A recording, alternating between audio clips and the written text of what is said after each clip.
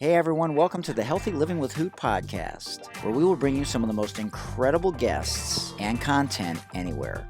We hope by the end of the show that you feel like you've been inspired, motivated, and that we've added value to your life so that you can be the best version of yourself. So whether you're cooking, cleaning, exercising, or driving, let's do this together in the Healthy Living with Hoot podcast. All right, let's rock and roll. We're so honored to welcome on this first day of Gynecological Cancer Awareness Month, as a part of our 50th anniversary of Title IX celebration series, co-founder of DeCosign podcast from Columbia, South Carolina, Laroy Hall.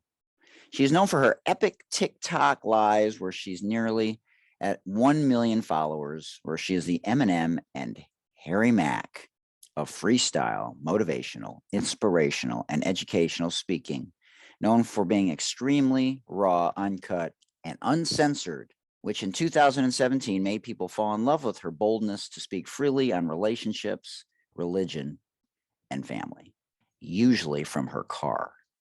You can find her at laroyhall.com, where she has a No More Tears event coming up on September 10th in Tuscaloosa, Alabama. You have to check out her t-shirts on her website as well, which are lit, where one of them reads, "I'd rather be at peace alone than to be in pieces connected to the wrong people."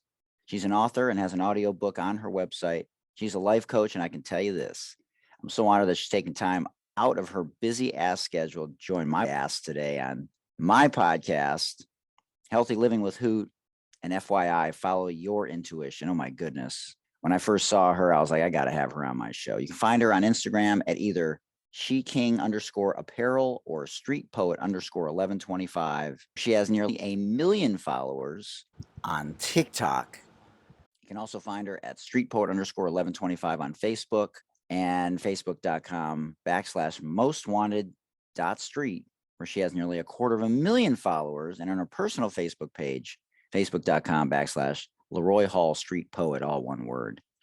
And then finally, you can subscribe on Patreon for $10 a month. Man, you can go to her link tree basically for all that stuff. Just go to linktr.ee. That's Linktree. Linktree, but there's a period before the E and the E in Linktree, and then /Street Poet. Boom. Boom. Podcast. When I saw you, I was like, man, if she would come on the podcast, it would be amazing. And so honored and humbled that you're joining us today. No problem at all. So tell us, because in 2017, some things changed. But, with a lot of my sports deli athletes that I've had Hall of Famers on the show. I've had a lot of historic women from the WNBA. I've had a lot of amazing queens as a part of our 50th anniversary of Title IX celebration series. And I always like to ask about people's upbringing, because from a fashion standpoint, from a music standpoint, just from being in your neighborhood, and your friends and family, coaches, it shapes who we are. Right. And so tell me a little bit about what it was like, being Laroy Hall in South Carolina growing up. You know what? It was a trying time. I'm very transparent about my upbringing and some of the struggles that I had to go through. Of course, my mom wasn't really around like that. She was alive, but just not really involved in my life. My dad was in jail most of my life. My sisters and brothers decided to follow that suit. So even with it being a large amount of sisters and brothers, everybody decided that they wanted to follow in the same steps of, going to jail, selling drugs, doing the most and whatnot. And I've always been intrigued by church. I've always been the black sheep of everybody. I've always wanted to go to church. I always wanted to be a good person. I saw the effects of what it was when you were on drugs and being the person that sells them and all of that. I saw that at a very young age, you know what I'm saying, from, different molestation situations, with cousins and everybody else, rape and just a little bit of everything. If you name it, I probably already seen it and had to live through it. By the time that I got about 15 and a half, almost 16, I got a fake ID, and I actually left Rock Hill altogether and went and enrolled myself into a boarding school here in Columbia, Wow. South Carolina, which is called Willow Gray Opportunity School for at risk youth. Mm. I stayed there. I enrolled myself there because I knew that I would have room and board, you know, and I Mm. would have food and I would have adult supervision, which even as a child being 16, I know it's kind of a little bit different because every 16-year-old wants that freedom.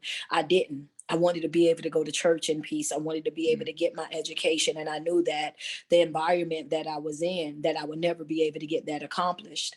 So I enrolled myself in with a fake ID, and I actually passed the exam within 2 or 3 weeks. I had my GED. Amazing. And from that point forward, I was working, man. When by the time the dean of the school realized what was going on, it was just like, we're not going to send her back. You know, she's already done what she needed to Wow. do. So I started working. She allowed me to stay on campus, and I just continued to work and, you know, build up my money. And I continued. I went on to the college, you know what I'm saying, that was over there. And it was like a community college type of Yep. deal. And I just focused on my growth and my development from that point forward. I realized at an early age that I could change my whole entire life by simply changing my mind. Oh man. Boy, I gotta let that breathe for a minute. There's a lot to unpack there. Wow, that is, I Yeah. mean, yeah, that is to be an old soul is one thing, but to be Mhm. wise beyond your years is something completely different. And to act on it, Oh yeah. in a way that was completely polar opposite of your family, Hmm. is amazing. And so, when you talk about things that resonate with you, Hmm. like the church and spirituality, and that's a Right. big part of what you like to talk about. Oh yeah, for Um, sure. what do you say to people like me who are more spiritual and less religious and think that the Bible is just a story? And not to Um. minimize it, but just to Mhm. say, hey, because I believe in invisible things too, right? God's Right. Right. invisible Right. but not invisible, Right. and it's spiritually we see a lot of invisible things, love, Mhm. hope. There's a Right. lot of things that are invisible. So what do you say to people that are more spiritual versus religious? I would say that I agree. Even though I'm faith based and I very much believe in God, I believe in, you know what I'm saying, and I believe in the Bible and things like that. But I also know that the Bible is like probably one of the best self help books ever Wow. created. You know, for me, I don't read the book and automatically, you know, jump into like, oh, it's somebody that's walking around in the belly of the whale or walking on water or these different things. I look at these stories and I understand that that's how strong your faith have to be. That's how, you know, Mm. I look at it from a different angle. So a Right. lot of times when I am talking to people that feel that way, we're able to have good intellectual conversation because I understand exactly where they're coming from. You know, I'm a realist as well. And, you know, when we're talking about the Bible, I'm talking about being persistent, being hungry, having faith, having hope, and understanding that, you know, there is a power, a supernatural power that's out there, you know, that's bigger than us. Yeah, that's amazing because I've felt just like if you have tension in a room, you can feel the tension, right? It's the same kind of thing. Like you can feel the Right, right. love, you can feel the connectedness, right? And the Mhm. goal is to change your vibration, and Right. we'll get into that a little bit, right? And your energetic self, because if you are around low level vibrational people, Oof. it will suck the life out of you. And I know It'll that's pull that you right down it'll with them. it'll suck the life out of, yeah, exactly. So you have that experience and you Hmm. have the support of the administration, even though they find out. And you go to Yeah. community college, which I did as well. So I mean, it taught me a lot about how to see the world and how to take Right. that next step. So Exactly. what was the next step after that? You just worked and saved and just did normal sort of societal things, or you're still Yeah. working on yourself? You know, it's this thing called life, man. And even though you work your hardest and you try to go against all the teaching, all the bad behavior, and the things from your family, you know, um, back then I didn't have the mentality all the way like how I am now. I knew what I wanted, but I was still a child. So actually, even though I had went through the process, was working, was, living my, what I considered at that moment, a way better life than the life that I had in Rock Hill. I was tricked by my sister to come back to Rock Hill, to go to court with her. And never once did she ever tell me that she was going to court and she knew she was going to jail. I just thought that I was going there as a support system. I went to court with her and I instantly became a parent to her at the time, month and a half, almost 2-month-old baby. So I had to give up my life in Columbia and stay in Rock Hill to take care of her child while she was locked up for about 3 or 4 years. And, it was a part of me that was upset about it. It was a part of me that was very resentful concerning it. But at the end of the day, I did what I needed to do. When I went back to Rock Hill, I still got back in church. I started to study spiritual warfare, and I took care of my niece until my sister got out of jail. And when she got out of jail, of course, she got her child back. But by that time, I was already in a different mind space, a different headspace. I had my own son at that time, so I was, being busy being a mom and really just living life and trying to figure things out. But the thing about it was like, even though I was in that environment, I wasn't allowing that environment to consume me. I still knew that it was something bigger and something better for me, and I wanted that.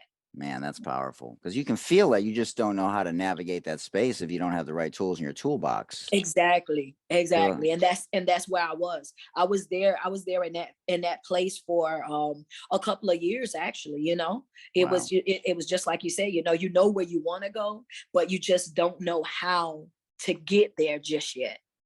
And you have that inner resiliency. Like, you and I are very similar that way. We're like, no, get out of my face. Right. Like, don't.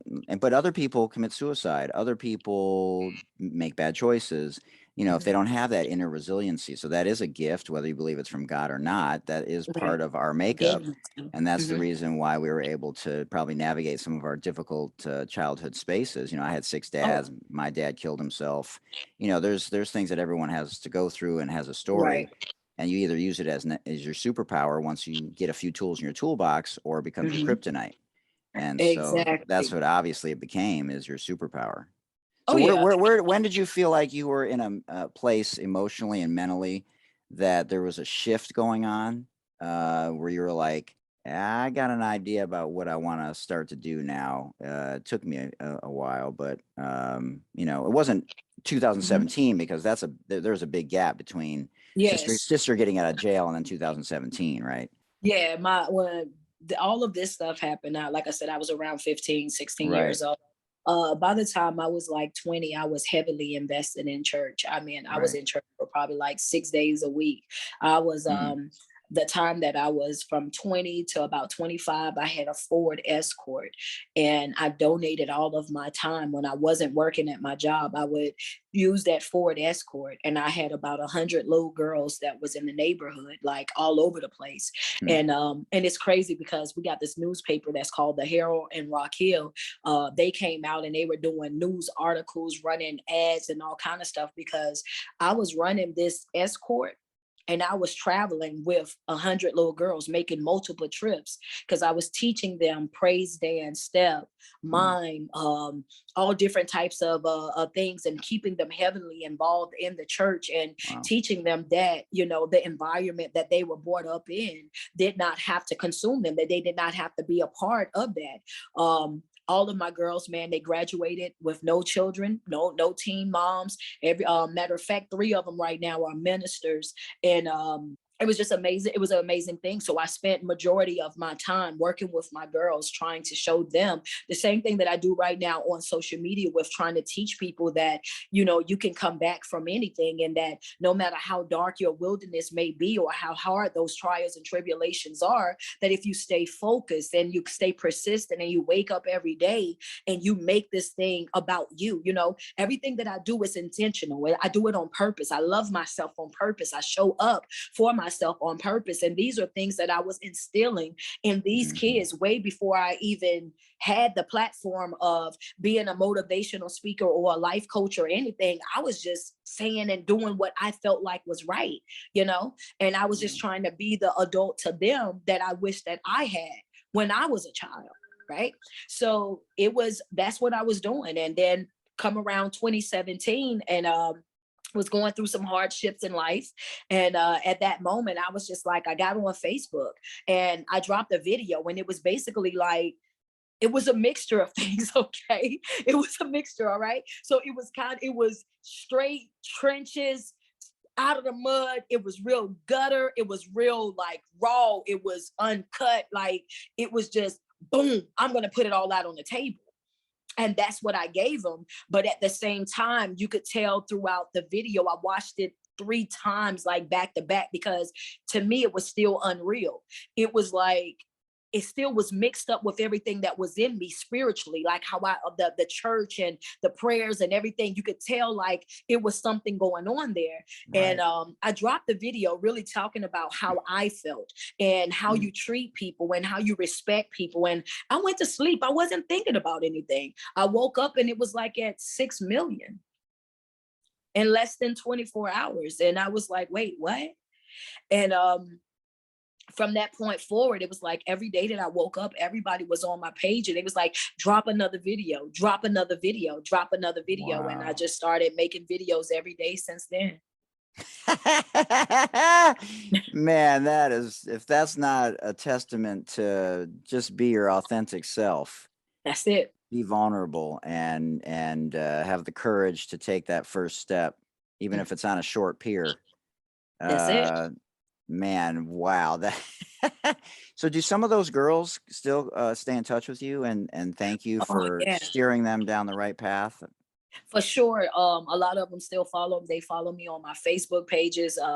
They were at one point, they were doing the ones that are ministers. They was doing a little podcast on Facebook, and I'll pop in onto their podcast. See, I'm real selective about who I work with. Right. And I get invited to do a lot of shows. I just don't do them.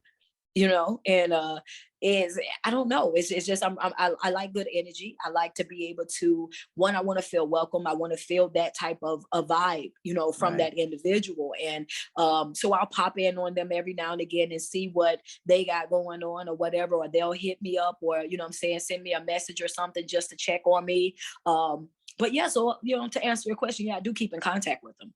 Man, you were life coaching before you even knew what life coaching was. That's right. Man, you were mentoring them, life coaching them, coaching them, and representation. We talk about that on the show so often, whether I've had Will Catlett on the show, my former player who's a star in Hollywood now, you know, an amazing gentleman of color, or Antoine Washington, who is an artist in Cleveland, who we mobilized to try and get internet for the kids who didn't have internet in freaking Cleveland, Ohio during the pandemic, so that we could bridge this gap, you know, of systemic racism that still goes on in this country in different forms, whether it's healthcare or, you know, technologically speaking or whatever it is. And so to see someone like you, because coaches impacted me profoundly, you know, and I had them of all shapes and sizes, colors, and you know, man, they probably are just now realizing how much that experience with you probably changed their life forever.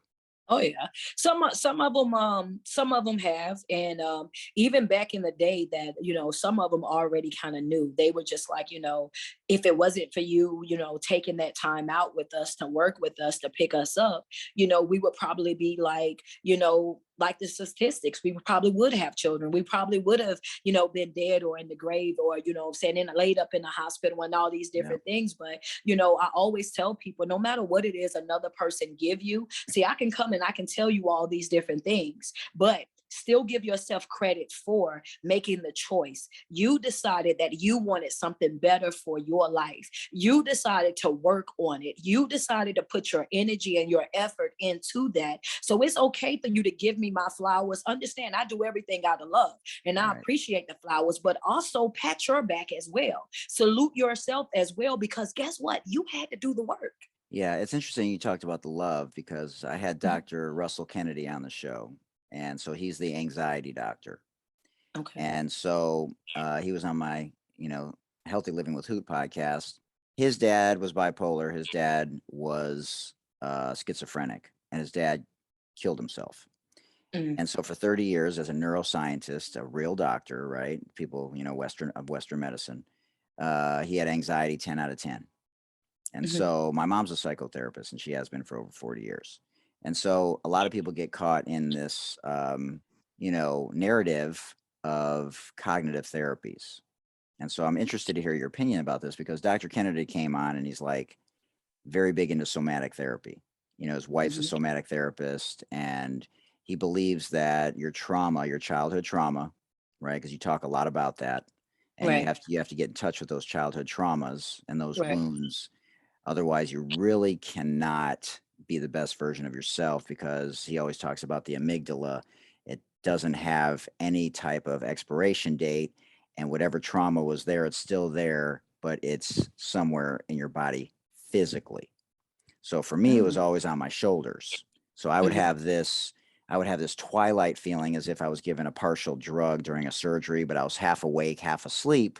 And I felt Mm-hmm. like I had 400 pounds on my shoulders. And literally, I was conscious. I knew I wasn't in danger, but I felt like, because of my distorted thinking, that Mm-hmm. I was in danger. And, you talk about this a lot, but in your way, as, a spiritual, person who, helps people to think differently. Uh-huh. And so I just wondered what your thought was on that, if you've ever heard of that, because I never thought of it either until I had him on my show and I listened to him like I listened to you. Uh-huh. And it's fascinating to think about how you have to sit in your shit, basically. And we always think of, admitting it as the first step. And we're Right. talking about between the ears and above the eyebrows, but he talks about it physically. Anyways, his book is unbelievable. I've never read a book like that. I've read a lot of books, or listened to a Mm-hmm. lot of books in this case. And so, anyways, anyone that's listening on your end or my end, I challenge you to take different perspectives and see what resonates with you to help you deal with your childhood trauma, because that is going to impact you for the rest of your life if you don't get in touch with it one way or the other. Right. For Right. some people, it can be cognitive. Some people, it can be the way that he's explaining. And it resonated with me right away. And I have Crohn's disease, right? Mm-hmm. This is a long-winded question, but it's important because I want to give you a framework, to be able to Yes. answer it, because it's sort of a different, perspective up the same mountain. Yeah, definitely. Yeah. And so I have had Crohn's my whole life, right? And about 23 years ago, I went to therapy and I did a lot of the somatic stuff. And I've been Mm-hmm. asymptomatic from my Crohn's disease since then. And there's a correlation between trauma and physical symptomologies. They've done studies on this. So I was like listening to him, going to ask him one question, and all of a sudden I'm like, fuck, like that's why my Crohn's shit has been asymptomatic and gone for the last 20 some odd years, because I dealt with my shit.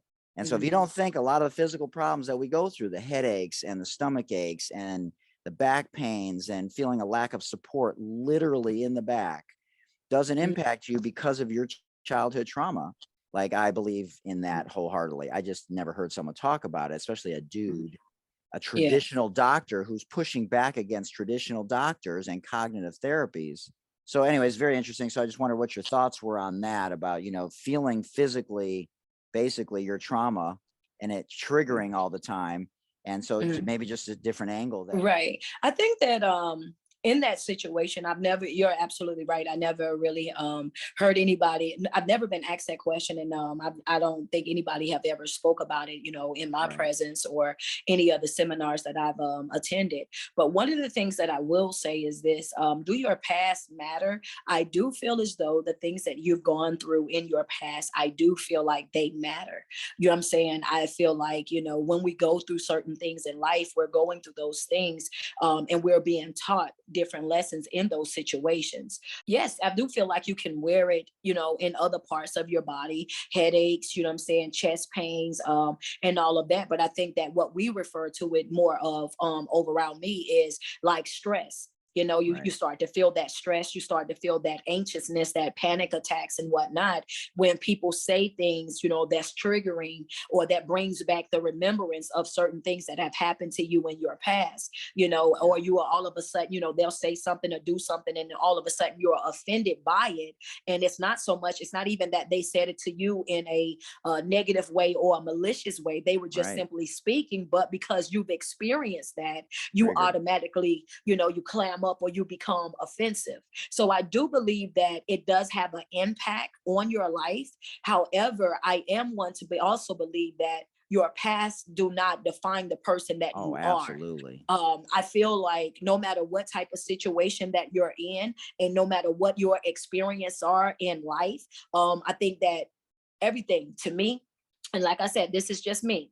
I tell people it's an expiration date. You got to let that hurt go. You know, you can't hold on to things that went on with you in your yesteryears and think that everybody else is supposed to dance around it or to accept you and your BS and just be okay with the fact. Like at one point or another, you got to get up. You got to dust yourself off. You got to understand that you still got some skin in this game. If you spend the rest of your life focusing on things that happened to you, you know, 15 and 20 and 500 years ago, then you're going to always be in that stuck, stagnant state. I'm all about growth. I'm all about Right. development. I'm all about feeling what you got to feel in that moment, go through all those emotions and let it go. I don't like to hoard or hold on to Yeah. anything negative. You know, have I had some unfortunate things happen? Of course I did. You know, was I left? Was I abandoned? You know, was I treated poorly? Was I beaten? Yes. You know, I was 9 or 10 years old walking around with cocaine in my vagina because this is what my dad told me to do. I need you to carry this for me. This is a person that's supposed to protect me. You know, I knew at 11 and 12 years old. I knew how to cut up marijuana, bag it, weigh it. I knew all of that. But it's up to you how you decide to live your life. It's up to you to make that decision to say, do I want to stay this way or do I want to change? I know what happened to me in my past, but me dwelling there, it won't help me in the future. It won't give me the joy and the peace and the sanity that I deserve right now. I look at my past. I'm going to be really, really honest with you. And this is the first time that I've ever said this. Right now, I look at my past, friend, and all the things that I experienced. And I look at the love that I'm being shown right now, being able to basically be monetized on every platform. You know, I'm traveling all over the world and I'm doing motivational speaking and it's on somebody else's dime. I feel like the life, and I don't work a full-time job. I dedicated my life to motivational speaking and life coaching. I walked away from 23 years in warehouse as a shipping and receiving manager. Good money to do what I'm doing right now. So every opportunity, every yes that I get, every door that's open to me, that's payback for every tear, for every blood, sweat, whatever I had to go through. All of this, I earned this. So I wake up every day with that mentality that everything that I'm getting right now, I earned this. I paid for it with tears. I paid for it through betrayal. I paid for it through those letdowns. And I utilize everything that happened to me and I utilize it as stepping stones to keep going, to be able to have different conversations with different people and them understand this ain't something that I read in a book. I'm giving you hard knock life. I'm giving you real life experiences. I'm showing you that if you change your mind, you can change your life. And that's how I live.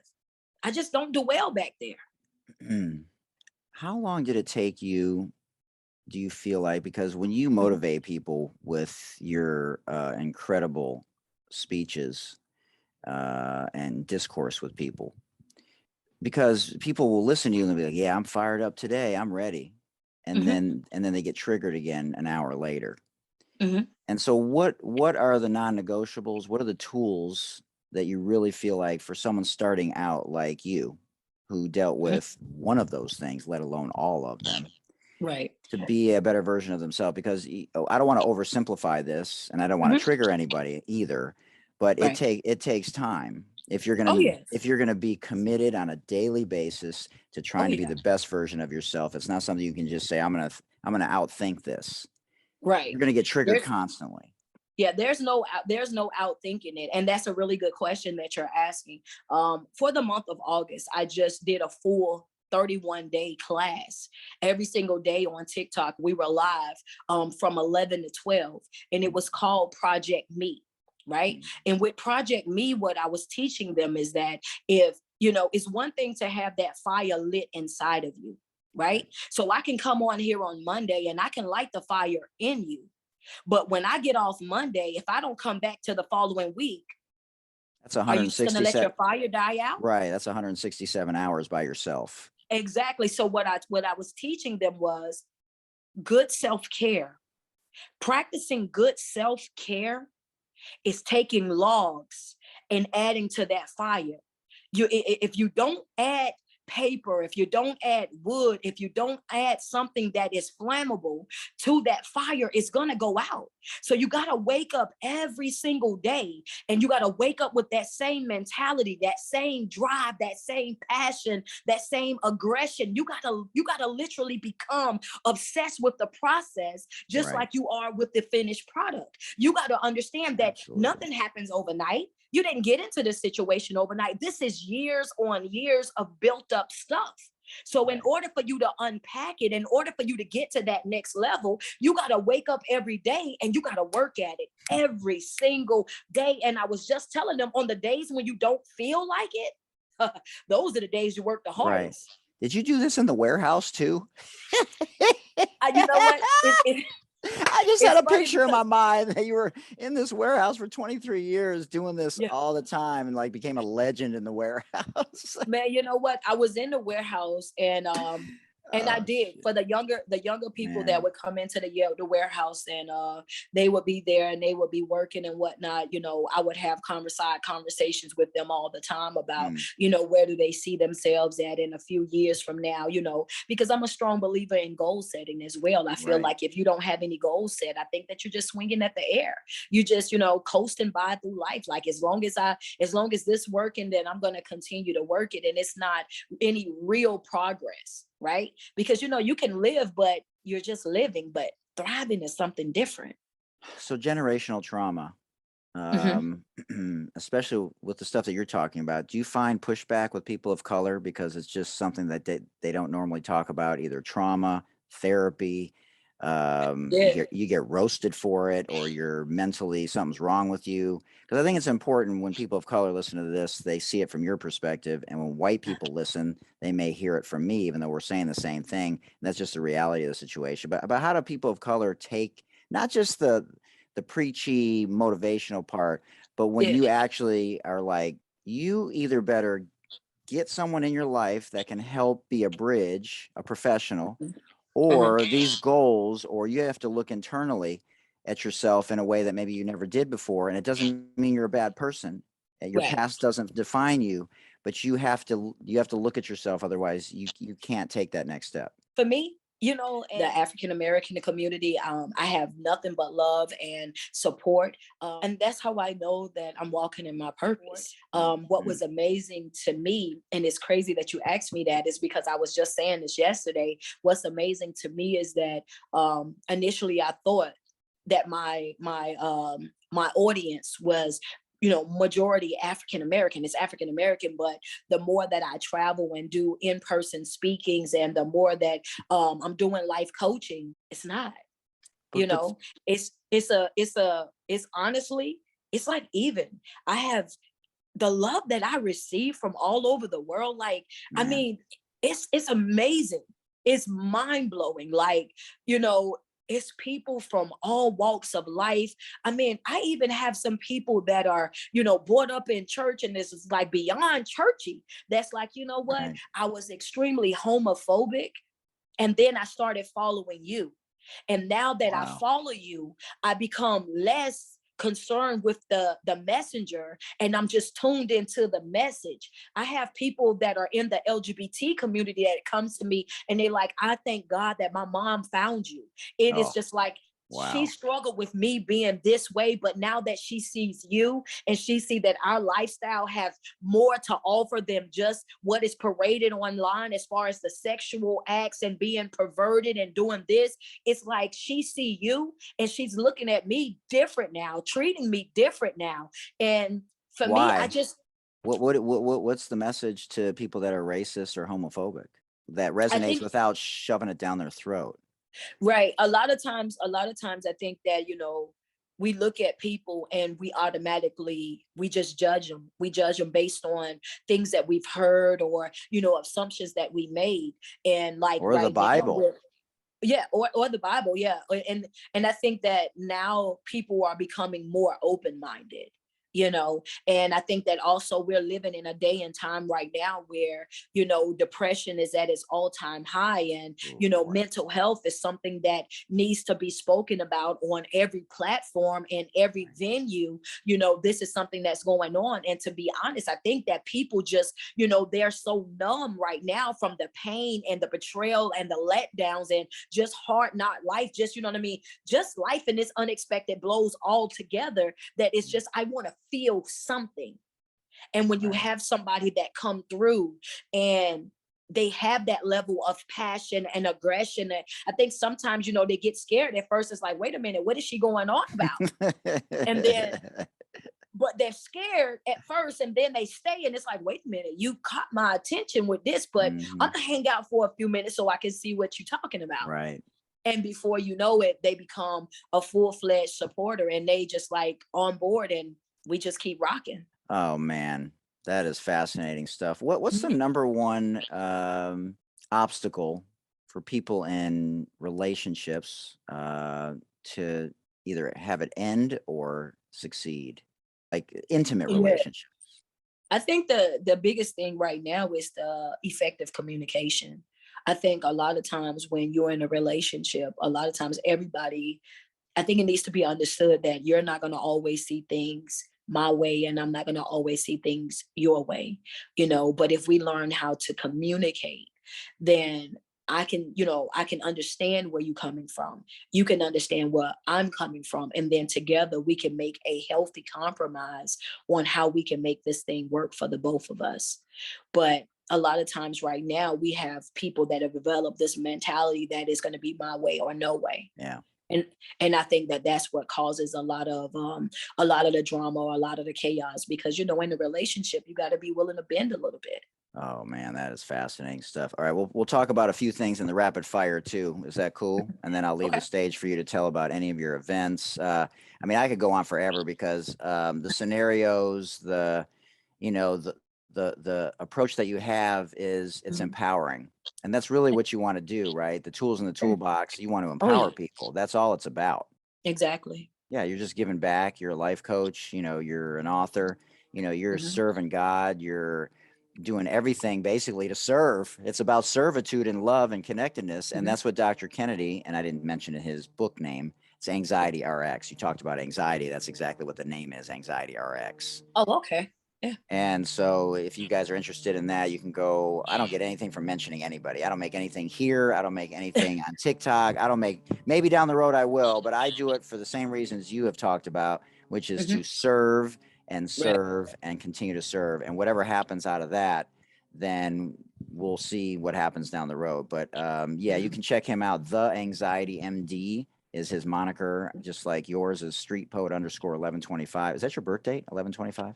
No, actually, 1125 is a representation. My niece went missing from Rock Hill, South Carolina, on Thanksgiving of 1125. It was November the 25th, and she's still missing to this day. Oh, And I just never removed it off of there. Like it's been there for about 5 years now, and I just initially it was just Street Poet, and just because I always want to have her out there and always, in you brought it up just now because I was going to put that in the end, yeah.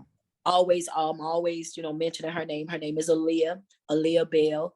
She went missing from Rock Hill, South Carolina, and my family, we've done everything that we could possibly do to try to figure out what was going on and all of that. So anybody out there that may have know anything or whatnot, you know what I mean, please feel free to contact us or to contact the Rock Hill Police Department. Again, her name is Aaliyah Sade Bell, and she went missing on Thanksgiving 11/25 in 2014. Oh my goodness, I'm so sorry for the family. I can't. Thank you. I just can't. Oh, love or connectedness. We just talked about that. So you got to choose one. Love or connectedness. Is rapid fire. It's this or that segment of the podcast. So love. And self-love or God love? Self-love. Wow. Didn't expect that. Lit or dope? Lit. Oh shit. Whitney or Beyonce? Whitney. Man. Yeah, she was lit. Whitney is one of a kind. She is one of one. Beyonce is an excellent performer, but Whitney is one of one. She was. Instagram, TikTok, or Facebook? The Facebook gets on my last nerve. First TikTok and then okay. Oh, there you go. Yeah. Okay. I was about to say. Breakfast, lunch, or dinner? Ooh, I am a breakfast person, honey. Give me some waffles, some chicken and waffles. I'm there. Okay. Wait, Waffle House? Ooh, I love Waffle House. The chicken Mexi milk. Of course. Of course. Oh, that is fascinating stuff, man. Well, the other two choices were going to be pancakes or French toast, but you already went with waffles. So shit, that's a wrap on that. Yeah, that's it. That's a wrap. Favorite beverage? Oh, my favorite beverage is definitely sweet tea.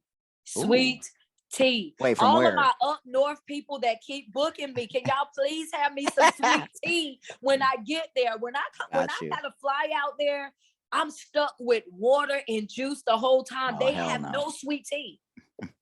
I got you. You come out to San Diego. Believe that. See, that's all I ask. Sweet tea. Give me some sweet tea. I got you. Favorite TV show of all time? Favorite TV? Oh, The Notebook. That's a movie. Yeah, that was a movie. TV show, I am going to say Family Matters. Wow. Urkel. Yes. I used to like that show. Yeah, no, it was a great show. What's your love language? Oh, physical touch. Wow. That's very interesting. Was it always physical touch, even despite all the trauma? Yes, that's what made it. I think that's what made it so strong, because I didn't have that as a child. It wasn't that type of environment. So as an adult and learning what real love and what a real affection is, I love it. Like I love to give it and I love to receive it. Like, I love touch. Well, how are your niece and your son now?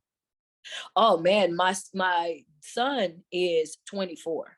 Man, you look 30. No, I am 44. God, man, that's amazing. Thank you. So my son is 24. He's in Charlotte, North Carolina, and he's studying to be a chef. Hey. Yes. He's going to make me some chicken and waffles. That is phenomenal. Oh, man. And your niece, she's all right? Your sister's daughter? Oh, no, she's still missing.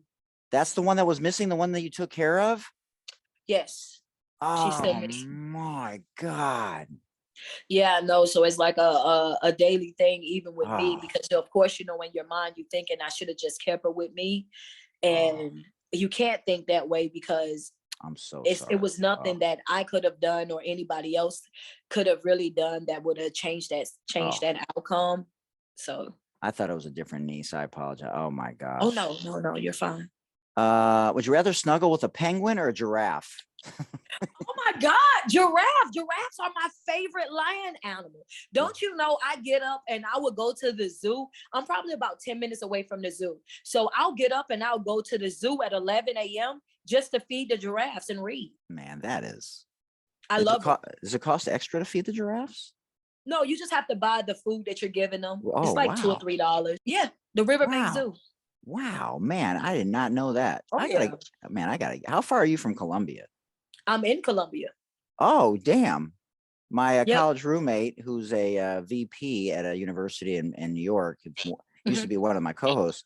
He's got a place in Columbia. Really? Oh, Yeah. we about to go get some sweet tea if I come down to Columbia. Man, listen, we're gonna get some sweet tea. We're gonna Some go hang waffles. out, all of that, exchange some good energy. Oh We'll man, shoot some good footage, all of that stuff. for real. Chocolate chip cookies or chocolate chip muffin? Chocolate chip cookies for sure. Yeah, I saw you doing a little cooking there for a minute. Oh, Hello, somebody, or I'm a rejoice today. hello, somebody. Right, of course. I'm going to ask you about that in a second. Mercedes or Land Rover? Ooh, Mercedes. Oh wow. Orange or red Nikes? Now you know I love sneakers, so this is an unfair question. I'm gonna go with red. I'm gonna go with red. Wow, I thought you were going to say orange. Interesting. Almost. Almost, yeah. Boo or Bay? Bay. Definitely Bay. Wait, do you have a favorite sport? I do not. Oh wow, you don't care about sports. Not at all. Yeah.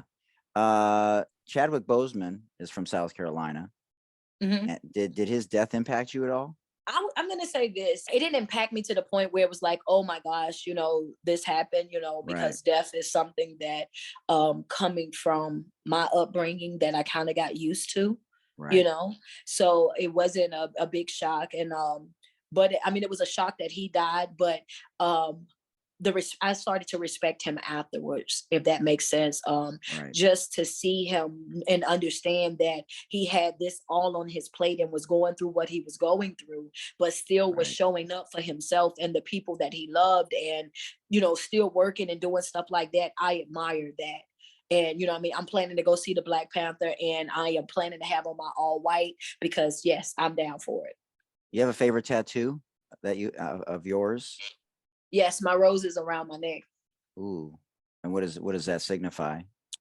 It's just because just concrete rose basically is, for me, it's just that roses still have thorns. You still have some rough edges, some rough parts about you, but it's also some beautiful, some soft, some things to you as well. So it's just that type of representation for me. That's amazing. Chris Rock's also from South Carolina. You ever met Chris Rock? Is he? Yeah.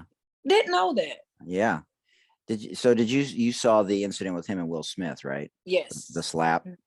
Right. So what were your thoughts about that, man? You talk about trauma. Wow. Yeah, I think that the slap should have never happened. That's one. But I also think that the jokes shouldn't have happened either. I think that, Chris has a habit, they had this relationship where they were bickering back and forth way before that incident actually happened. And I think that at one point or another, we should all, utilize boundaries, and no man, period, regardless of the color of their skin, no man is going to sit by and allow you to insult their wife or just, crack jokes or humiliate their wife, especially when y'all already had past tension with y'all. So I hate that it happened the way that it happened. And I really, I'm hoping that they can get past it. Though. Gratitude or intentional?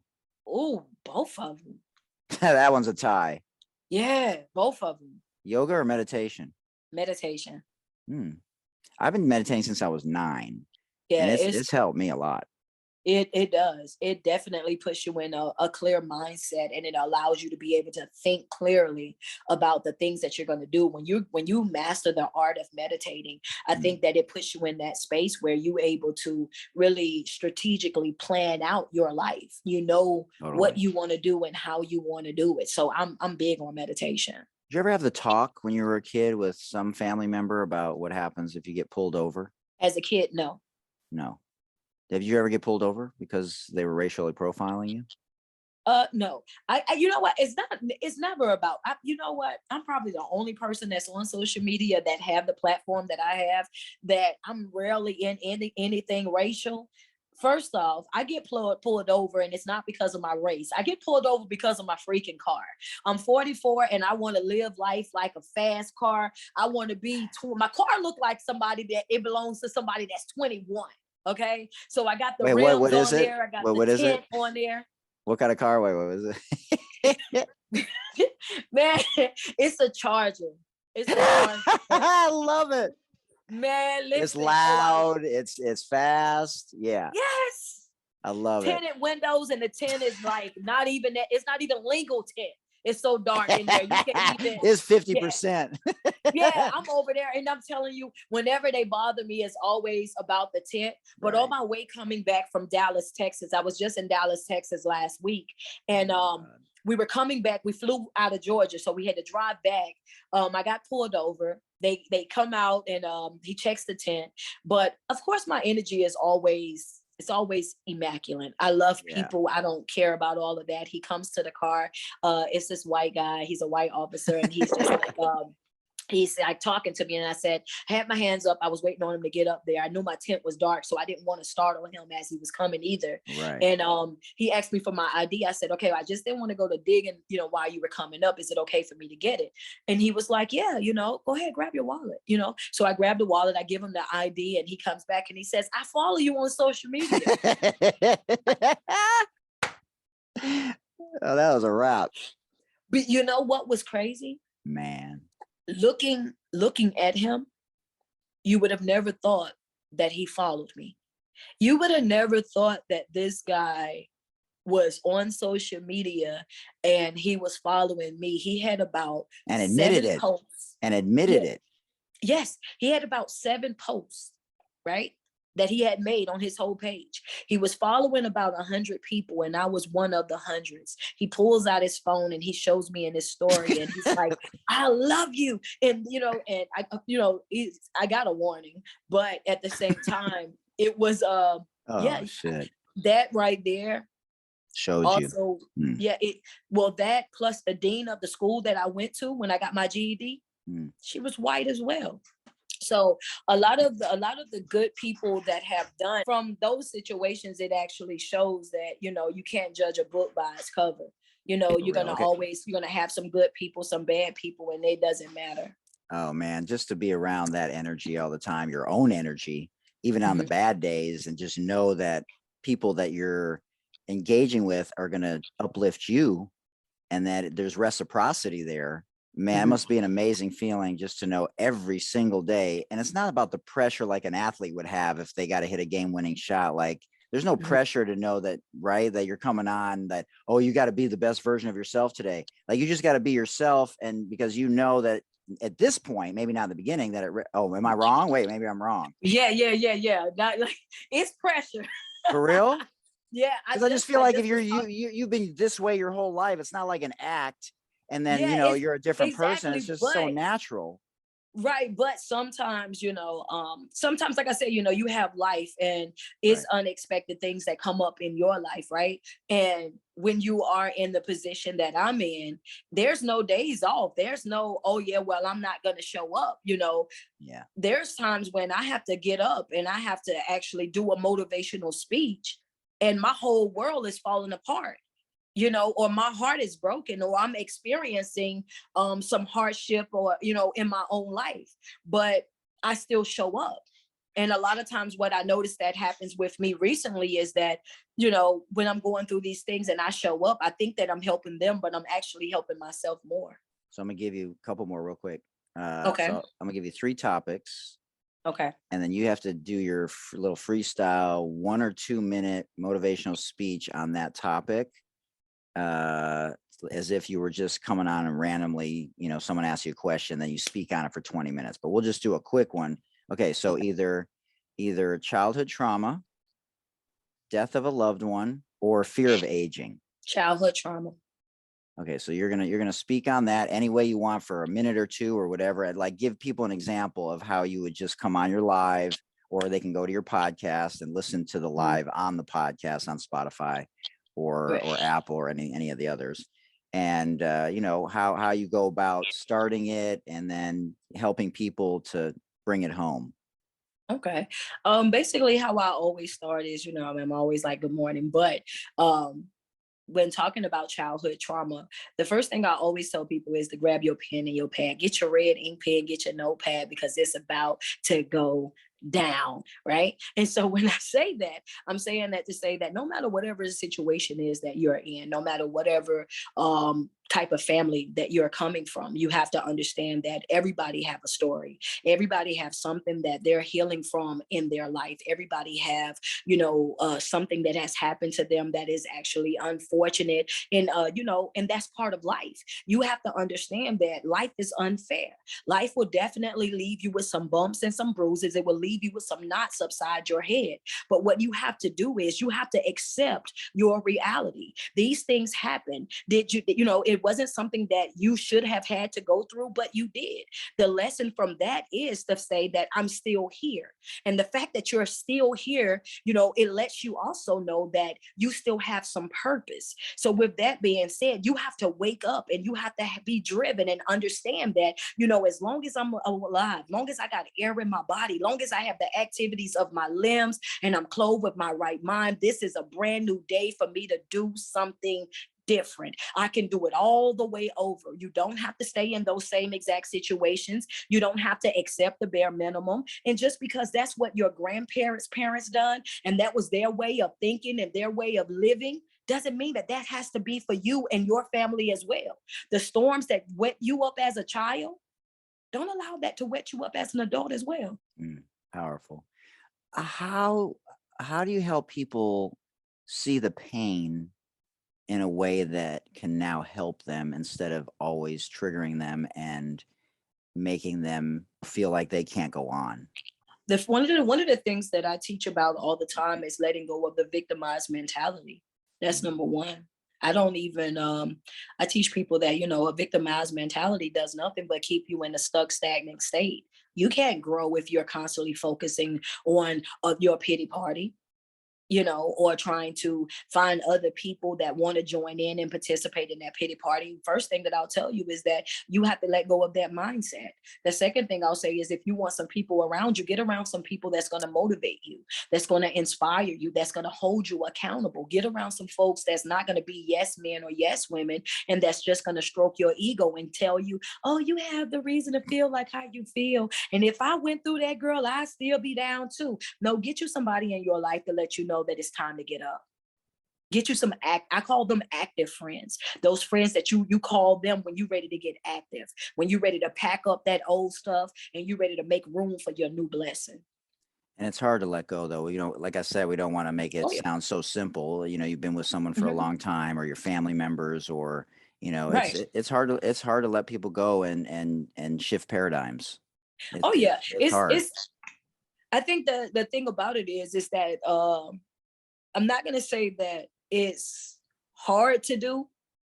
I'm going to say that it requires work, dedication, and consistency. Every day. If you tell yourself that it's going to be hard, then it's going to be hard. If you say that it's going to be not doable, then you're not going to be able to do it.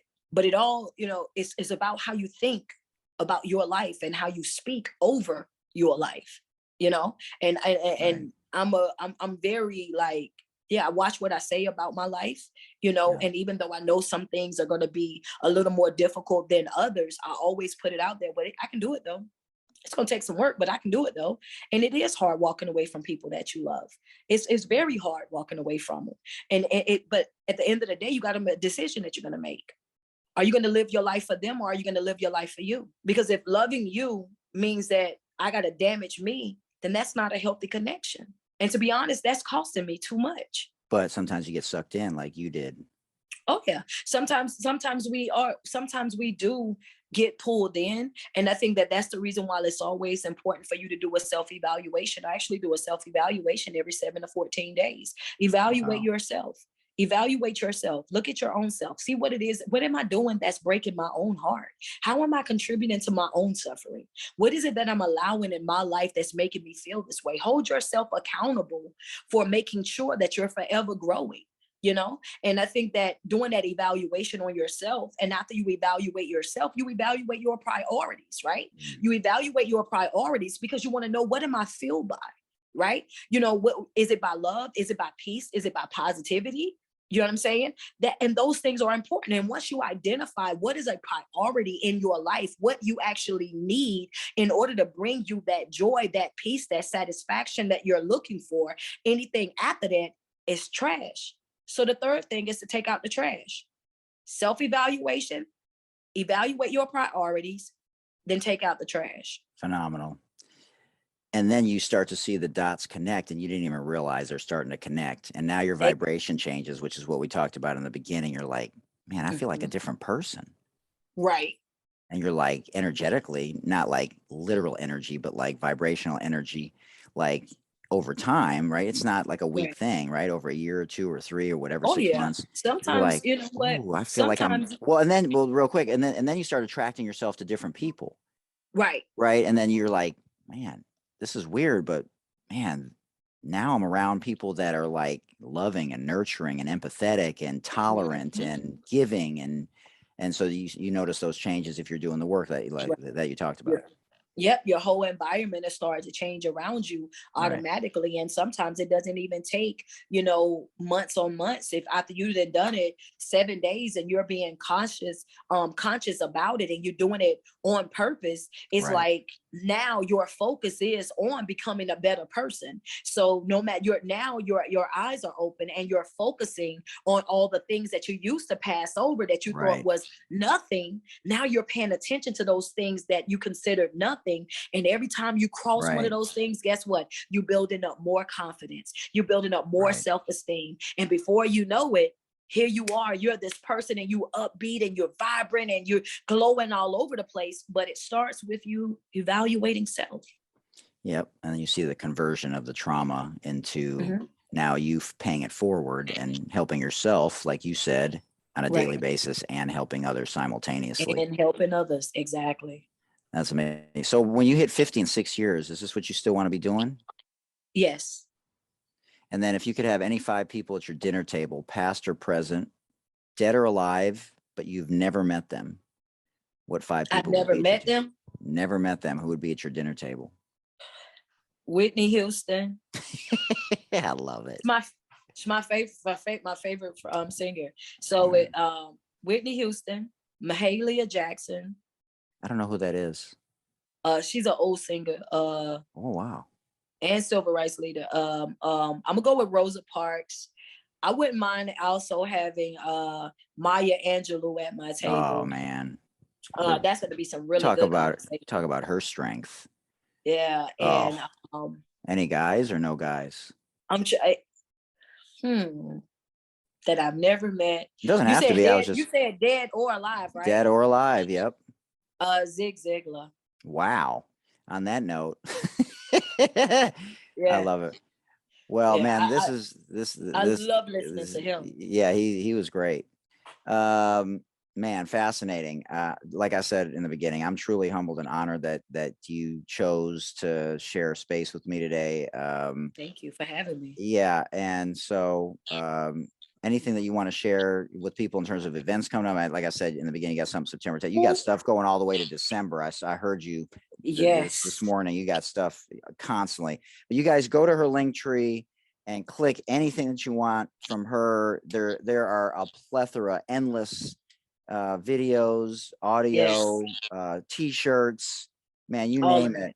It's been unbelievable to share time with you and share space with you, and think about going to Dr. Kennedy's The Anxiety MD page and looking at some of the things and see, because it may add to what may resonate with people, because I like to point people in different directions, because you never know what's going to help them. I like different information as well, so I'm definitely on it. Guys, real quick, you guys can follow me once you click that link that's in my bio. You guys can follow me on all platforms. That's Facebook, that's Twitter, that's Instagram, TikTok, all the above. I also have a Patreon, and I love to push my Patreon because a lot of people right now, I understand that everything, the inflation, and a lot of people cannot afford life coaching. Right now inside my Patreon, which is only $10 a month, you guys can sign up, and I do a open floor support group every Thursday. That means bring your questions, bring your comments, bring your testimonies, anything that you're dealing with in life and you want to get a different perspective, you want to get some positive feedback, some constructive criticism or whatnot. All you got to do is sign up for the Patreon every Thursday at 7 p.m. Eastern Standard Time. We're live. It's about 600 people in there. All you have to do is mute your mic when you're not speaking, And when you do have something to say, then you could take it off mute. And we all, man, we all lean on each other. We all support each other. We all pour into each other. So my Patreon, it is a Patreon, but it's more like a motivational community that I created for my people that, sometimes you want to get away from the regular social media stuff, the dance trends and subliminal posts or the fights and stuff that go on some of these apps. If you just want something with some substance, you just want that motivation, and you're just now starting out on your self-love journey, and you just want to have something that you can work out with or wake up to in the morning, sign up for the Patreon. I have plenty of videos inside of there. Man, that is amazing stuff. Oh man, we could talk. I need more people in my life like you. It's just amazing. The energy. Yeah. So much love. And what do you got on tap for the rest of the day? Anything fun for the rest of the day today? Whew, I'm about to get some rest, and then I'm going to be live inside the Patreon at 7. I love it. It's Thursday. Yep, it's Thursday. They gonna be waiting on me. All right, Queen. Much love to you, and I'll definitely stay in touch. And anything I can do, and if you're in San Diego, man, let's get that sweet tea going, and do some things around San Diego. I'd love to be a host to you and your people. Thank you so much for having me. I appreciate all the love and the support, and you guys enjoy the rest of your day. All right, much love. All right, there you have it, ladies and gentlemen. Hey, everyone. Here is today's outtakes with the incredible street poet, Laroy Hall. I'm trying to see why my picture didn't pop up, though. You got to hit the start video in the lower left corner. Start video. It should be next to the. Hey, that's what's up. What's going on? Man, what an honor. Oh, no problem at all, man. No problem at all. You were going off this morning. That was a good one. That was a good one. I love it. So that was a good one. I tell you what, sometimes I get on there and I just, I'll read all the inboxes, and then after a while, it's like, you know what? I can't reply back to y'all all individually. Let me just do a live video that'll cover everything that everybody's talking about, and we can all move forward from there, Yeah, absolutely. It's a little bit easier for me. How you doing today, though? I'm straight, just trying to keep the conversation going. A lot of interesting things happening lately. I'm always posting myself, and, as a life coach, I approach things in a way that's similar to you, but, obviously you have that freestyle ability, that resonates with people. It's like, man, it's amazing. But I have a like formal intro, and then we'll chop it up if that's cool. Okay. Thanks for joining us today for this amazing podcast.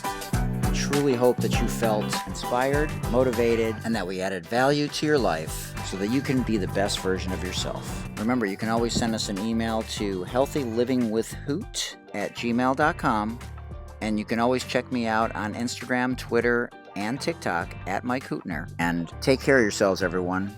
Literally. You can always call the Suicide Lifeline in English at 800-273-8255, in Spanish at 888-628-9454. And for anyone who may be deaf or hard of hearing, you can call 800-799-4889.